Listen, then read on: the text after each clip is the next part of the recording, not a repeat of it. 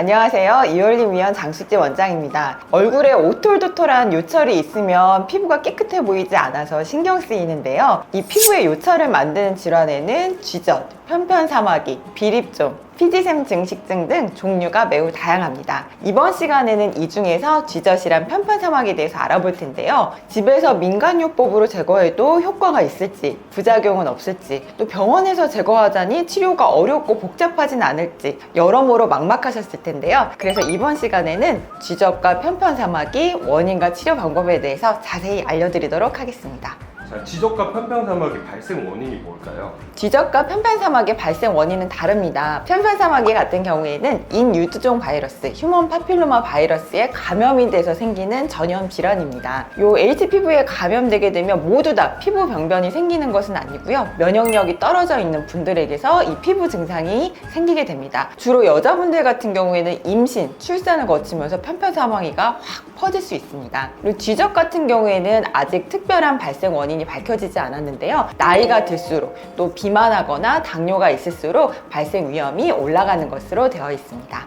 그럼 또 둘의 차이점이 또 있을까요? 쥐젖과 편편사마귀는 얼핏 봐서는 잘 구분하기가 힘들어요. 그래서 피부과에 내원하시면 이렇게 이제 피부 진단기를 통해서 병변을 잘 관찰하게 됩니다. 쥐젖은 피부 표면에 기둥처럼 이렇게 매달려 있어요. 그리고 편편사마귀는 이름처럼 피부 표면에 납작하게 생겨 있거든요. 둘 다 아무런 증상이 없는 경우도 있지만 편편사마귀 같은 경우는 가려움증을 동반할 수 있습니다. 그리고 쥐젖은 주로 목이나 겨드랑이, 사타구니처럼 접히고 마찰이 있는 부위에 많이 생기고요. 편편사마귀 같은 경우에는 얼굴뿐만 아니라 전염성 질환이기 때문에 몸 전체에서 발견될 수 있습니다.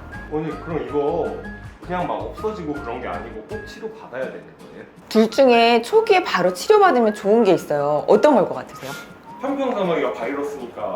맞아요. 편편사마귀는 드물게 자연 소실되는 경우도 있어요. 그래도 저는 개수가 적을 때 바로 치료하는 것을 추천드리는데요. 정말 퍼지기 시작하면 몸에 200개, 300개는 금방 퍼집니다. 그리고 전염력이 있어서 가족들한테도 옮길 수 있어요. 여기 긁고 다른 사람 이렇게 만지면은 면역력이 약해져 있으면 그걸 옮길 수 있거든요. 그래서 편편사마귀는 개수가 많지 않을 때 초기에 치료하는 것이 좋고, 쥐젖은 미용상으로 잘 좀 신경 쓰인다. 그러면 그때 제거하시면 돼요.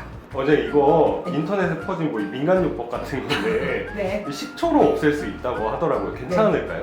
식초로 없앨 수도 있어요. 식초로 없어질 수도 있는데 저는 세 가지 이유 때문에 말리고 싶어요. 첫 번째는 식초는 산성입니다. 이제 산성 물질을 피부에 갖다 대면 어떻게 될까요? 화상을 입을 수 있어요. 화학적 화상을 입을 수 있기 때문에 안 되고요. 두 번째는 염증의 가능성입니다. 이 표피가 떨어져 나가면서 그 부위가 약해지기 때문에 세균이 침입하게 되면 염증이 생겨서 붓거나 열감이 느껴질 수 있고요. 그리고 세 번째는 색소 침착의 가능성이 있습니다. 사마귀랑 쥐젖은 떨어져 나가는데 거기가 이제 갈색으로 색소가 오래 남을 수 있기 때문에 집에서 식초로 제거하시는 것은 위험합니다. 그리고 식초 말고도 민간요법으로 뭐 실로 제거하거나 손톱깎이 같은 걸로 이렇게 깎아가지고 없애지는 분들도 있더라고요. 저 들어온 거 같아요. 실로 이렇게 묶어가지고 이렇게 당겨가지고. 맞아요. 쥐젖 같은 경우에는 이렇게 기둥처럼 올라와 있으니까 그 뿌리를 이렇게 묶어가지고 제거하는 방법인데, 이것도 제거가 완전히 되지 않을 수 있고요. 떨어져 나간 표면이 노출되면서 감염의 위험이 있습니다. 이것도 추천드리지 않는 방법입니다. 그리고 손톱깎이는 더더욱 안 되겠죠. 소독 안 된 기구로 자르게 되면은 이것도 감염의 위험이 있습니다. 그럼 병원에서는 어떻게 치료해 주세요?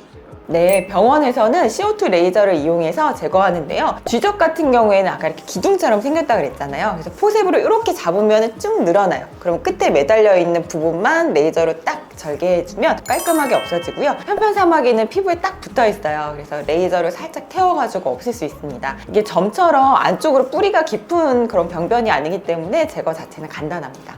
네, 이번 시간에는 쥐젖과 편편사마귀가 생기는 원인과 치료 방법에 대해서 알아봤는데요. 민간요법을 사용해서 제거를 할 수도 있지만 따라오는 부작용이 크기 때문에 꼭 피부과에서 진단을 받으시고 적절한 치료를 받으시길 바랍니다. 이상 당신의 매력을 올려드리는 이올림TV 장숙지 원장이었습니다.